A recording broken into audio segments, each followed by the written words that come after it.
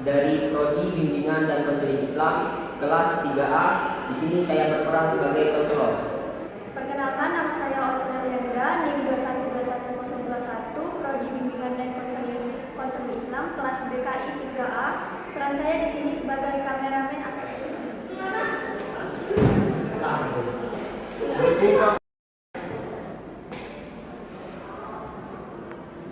Waalaikumsalam. Silakan masuk, Pak. Terima kasih. Silakan dulu, Pak. Terima kasih. Kakak. Dengan Bapak siapa? Firdaus. Oh, senang sekali bisa bertemu dengan Bapak Firdaus. Bapak berasal dari mana? Dari Aceh. Dari Aceh. Berarti nggak terlalu jauh ya kalau datang ke sini. Nah, tujuan maksud Bapak di sini kan untuk menyelesaikan masalah Bapak. Nah, tetapi berhasil atau tidaknya itu tergantung pada Bapak. Tuh, karena saya hanya bisa memberikan saran dan keputusan dan tanggung jawab itu berada di tangan Bapak Firdaus. Nah, apakah Bapak siap untuk mengikuti tahap konseling ini? Nah, tapi sebelumnya di sini saya harap kejujuran Bapak dalam menyampaikan apa yang sedang Bapak hadapi, permasalahan apa yang sedang Bapak keluhkan. Nah, ceritakan apa yang menjadi keluhan Bapak. Tapi jika permasalahan itu bersifat privasi, maka saya akan merahasiakannya kepada siapapun. Bagaimana, Pak? Iya Pak, masalah yang saya hadapi sekarang ini, saya rasa saya ingin mempunyai gangguan kecemasan, depresi itu Pak. Untuk saya, misalnya kalau tengah malam itu suka berpikir yang tidak tahu Pak arahnya mana. Dan saya itu berpikirnya ke masa depan Pak, kayak gitu Pak. Saya takut gagal misalnya Pak, tidak bisa membahagiakan dengan orang tua, takut orang tua kecewa Pak nanti. Ya. Nah, tak jarang dari kita sering merasakan trauma pada masa kecil. Nah, seperti mungkin saat masih sekolah SD, SMP atau SMA tidak naik kelas seperti itu, dan berpikir bahwa di masa depan saya ini akan menjadi orang yang seperti apa. Benar itu? Iya benar. Nah, dulu saya juga sering merasakan hal tersebut. Kalau malam itu pikiran saya di luar apa dari kemampuan saya. Apakah saya bisa sukses? Apakah saya bisa menjadi orang yang dapat membahagiakan kedua orang tua saya? Nah, tetapi hal tersebut mulai hilang saat saya menjalani hidup dengan berpikir positif. Nah, apapun yang saya lakukan, saya merasa kalau itu adalah jalan yang baik. Nah, walaupun saya sering ketertinggalan dalam pelajaran, walaupun saya sering merasakan kecemasan, tetapi saat saya merasakan itu, saya mencari kesibukan di luar. Hal-hal yang saya senangi, saya lakukan. Hal-hal yang membuat hati saya tidak tenang, maka tidak akan saya lakukan. Jadi begitu. Ada beberapa faktor yang mempengaruhi kita mengalami gangguan kecemasan dan juga depresi.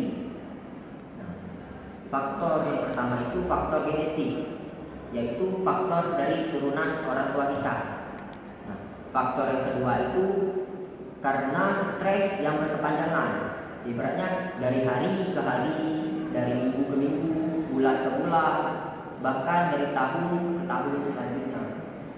Nah, biasanya itu terjadi karena adanya tekanan batin atau masalah keluarga, dan juga bisa dari tekanan hidup yang harus mengharuskan kita memenuhi kebutuhan ekonomi yang tidak terselesaikan.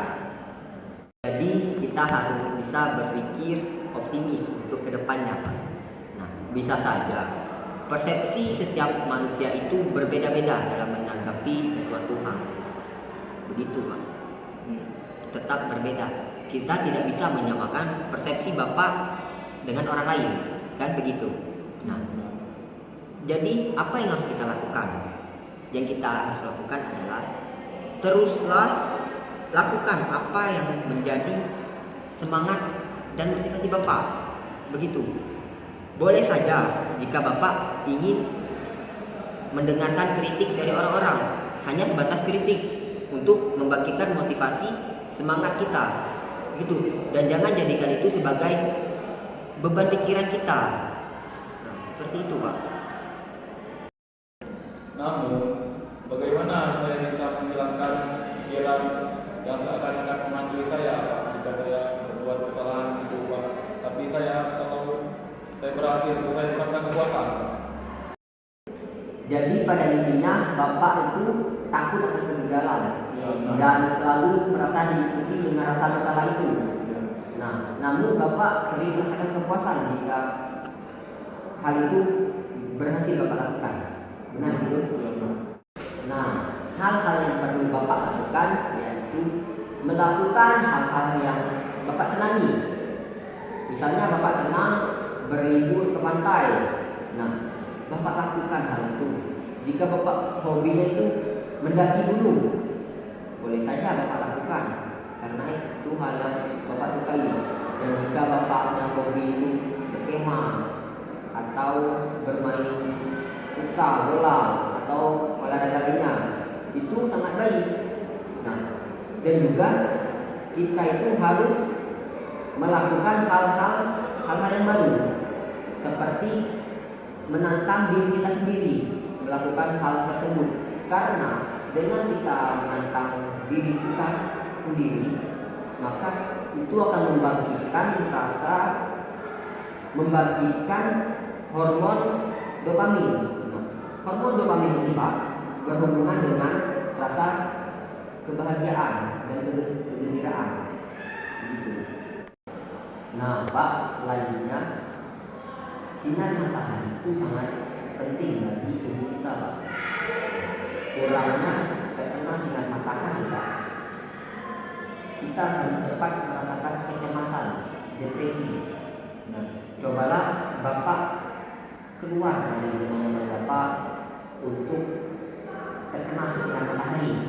Nah, sinar matahari yang baik itu dari terbitnya matahari sampai jam 10 ke bawah, begitu Pak.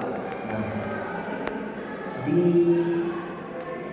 dalam penelitian ya Pak, kalau sinar matahari itu dapat menghasilkan dan meningkatkan hormon bahagia serotin di dalam diri kita, maka bisa membangkitkan mood Bapak kembali. Nah, dan penelitian juga Pak meneliti bahwa dengan olahraga dapat menghilangkan rasa cemas dan depresi. Nah, aktivitas fisik seperti berolahraga dapat meningkatkan dan memproduksi endorfin yang memicu rasa senang, bahagia, dan tenang. Nah, minimal kita itu olahraga itu Pak, jalan atau jogging itu 10 menit Pak. Nah, karena tidak perlu kita olahraga yang berlebihan dari misalnya berjam-jam itu, cukup 10 menit per hari saja cukup, tetapi dilakukan secara rutin. Jangan misalnya hari ini olahraga, seminggu depan baru olahraga lagi. Itu tidak baik karena yang baik itu dilakukan secara rutin Pak. Nah Pak, kalau boleh tahu Bapak kalau makan nasi Pak, nasi itu sehari itu bisa berapa piring Pak?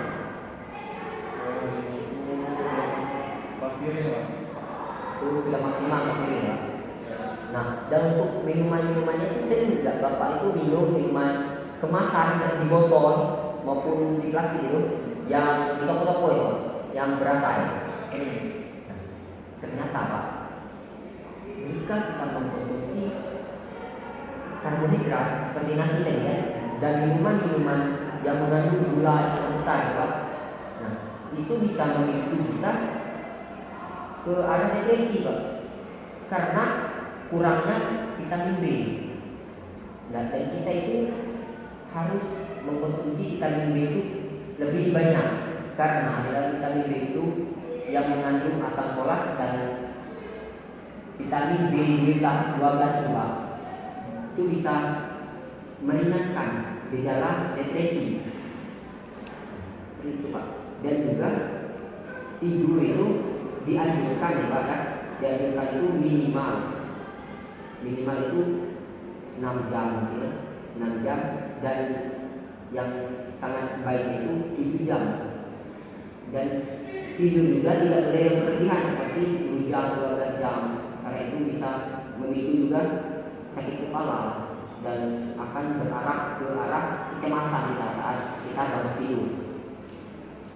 Satu hal yang bisa membuat kecemasan Bapak atau depresi yang Bapak alami itu semakin memburuk, yaitu pikiran negatif tentang diri Bapak sendiri dan lingkungan sekitar Bapak, seperti lingkungan kerja Bapak, lingkungan pergaulan, itu harus dijaga. Dan yang bisa memperbaiki itu Bapak sendiri dengan cara berpikir positif Pak. Dan kita ini sebagai umat muslim Pak, jika waktu azan itu kan sudah berkumandang, lebih baik kita langsung menuju ke masjid, karena kita juga bisa berdoa kan, dan meminta permohonan kepada Allah agar diberi keselamatan di dunia di akhirat Pak, dan dipermudahkan untuk hidup di dunia ini. Dan setelah sholat pun setidaknya itu membaca satu lembar Al-Quran itu Pak, minimal itu Pak. Kita harus bisa membagi waktu, menyempatkan setidaknya itu satu lembar per setelah sholat. Dan juga jangan tinggalkan puasa, maupun puasa yang wajib ataupun yang sunnah juga kita harus lakukan. Nah Pak, jadi kita cukupkan Pak pertemuan kita pada hari ini, dan semoga Bapak menemukan titik terbaik Bapak. Semoga